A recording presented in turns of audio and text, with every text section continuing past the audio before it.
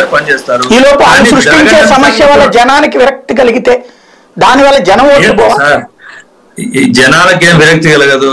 అటువంటివన్నీ ఈనాడు పేపర్లో ఏం సార్ మన ఇంటి ముందు చెత్త పోస్తే మనకి చెత్త ఎత్తకపోతే చిరాకైదా మనకే సార్? ఖచ్చితంగా చెత్త పన్ను కట్టిన తర్వాత కూడా చెత్త పన్ను అందరి దగ్గర కట్టించుకోలేదు, కొంతమంది దగ్గర కట్టించుకుంటున్నారు, ఎక్కువగా కమర్షియల్ వాళ్ళ దగ్గర కట్టించుకుంటున్నారు. కొన్ని ఏరియాలో చేస్తున్నారు, నేను చూస్తున్నా విజయవాడ గుంటూరులో కొంతమంది దగ్గర అడుగుతున్నారు, కొంతమంది దగ్గర అడగట్లేదు, లేబర్ ఏరియాలో అడగట్లేదు. సాయి గారు హనుమంత్ రెడ్డికి చిన్న సూచన, ఇదివరకు మన వక్తలు చెప్పినట్టుగానే ఒక ప్లేస్ ఉంటుంది, ఆ ప్లేస్ తీసుకొని చెత్త వేసేవాళ్ళు, అక్కడి నుంచి వాళ్ళు మున్సిపాలిటీ వాళ్ళు కలెక్ట్ చేసుకుని. ఇప్పుడు ఎట్లా అంటే దానికి ఇంటర్నేషనల్ నామ్స్ అండి, అది ఇంటర్నేషనల్ నామ్స్. మనం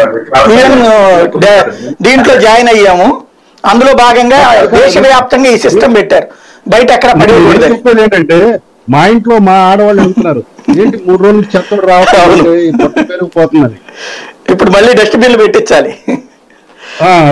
అది వచ్చింది సోదరా, అది ఒక్కసారి గమనించు, నీట్ కూడా ఉంటుంది, మా ఇంటికే కాదు. Correct, right.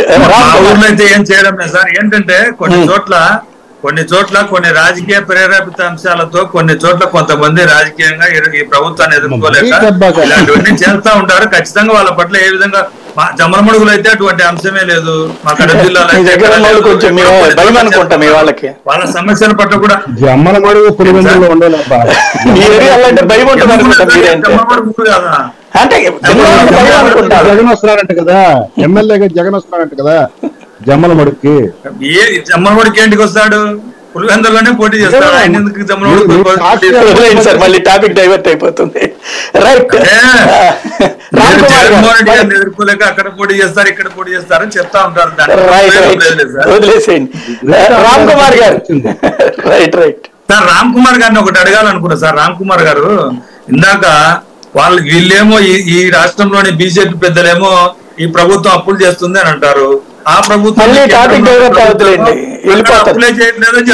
సార్ మనకు వచ్చిన సమస్య ఏంటంటే ఏ టాపిక్ మీద మాట్లాడాలో ఆ టాపిక్ మాట్లాడకపోయినప్పుడే ఆ టాపిక్ సీరియస్నెస్ పోతుంది, మీరు అనుకున్నది కూడా జరగదు. ఏ వచ్చింది మధ్యలో మీకు ఉన్నట్టుండి ఏదో పార్టీ మీద కోపం వద్దు, లేకపోతే కేంద్రం మీద కోపం వద్దు మిమ్మల్ని అడగా అటు డైవర్ట్ అయిపోతుంటారు, అప్పుడు టాపిక్ చచ్చిపోతుంది.